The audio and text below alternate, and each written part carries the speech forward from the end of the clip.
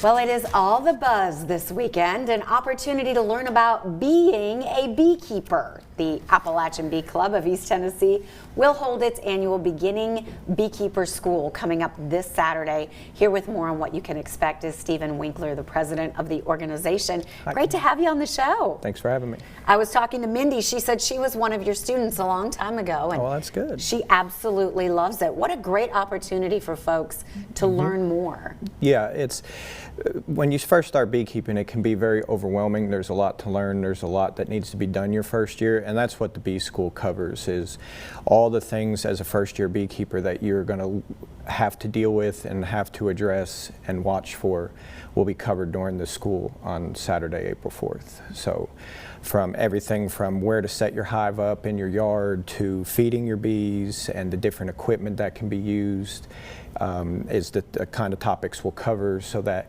it gives people more confidence when they get their bees that, hey, I got an idea of where to go with this. I feel like there's a lot of interest right now. It seems like a lot of people wanting to get into this. Yeah, there's been a big spike over the past few years from when I first started 6 years ago, and I did not know about the bee school when I started 6 years ago, and if I had been able to go to it, would have helped me tremendously my first year as well. So that's why it's important, and for this opportunity for people to be able to come and get a hands-on experience with some of the stuff that we'll be covering. I would imagine safety really important when you're working with these bees. Yeah, we'll cover safety equipment to use, because I mean, if you get stung in the eye, you can go blind.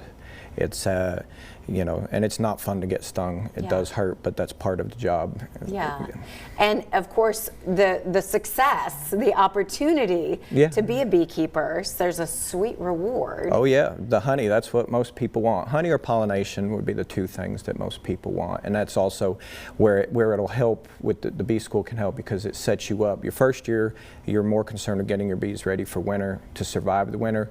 For your second year, where you can start pulling your honey. And there's nothing like local honey. Nope. So many benefits. There's a lot of benefits, especially allergy relief. You need to buy honey, get honey.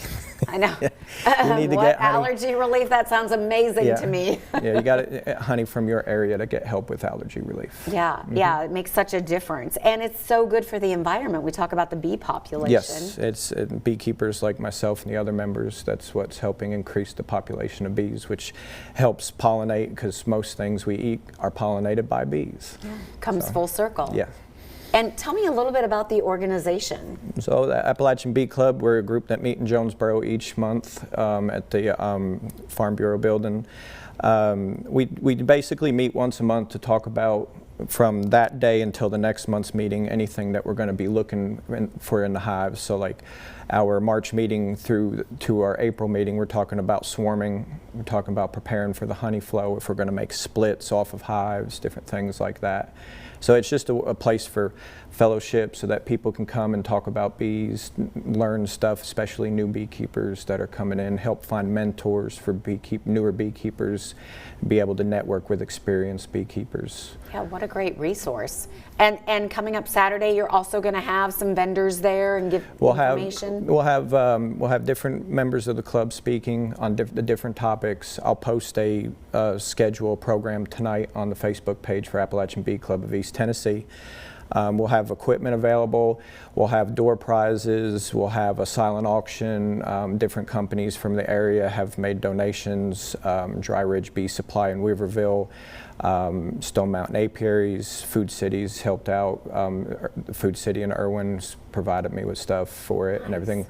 We'll be providing snacks throughout the day, and then we'll have a food truck, the Patty Shack, that will be there for our lunch break if people want to go out and get some lunch and still be able to stay and talk to the experienced beekeepers and everything. Sounds like you thought of everything. We're trying to. We got a group of people that are working hard to make this happen, and it's a group effort, and so we're just trying to make it to where we can make the best school and as educational as possible. Yeah, that's great. And do they need to register in advance? No, they can pay the day of. Okay. The cost is $20 for an individual, children 16 and under free, and if a couple comes, or a father, son, a mother, daughter like that, it'll be $30.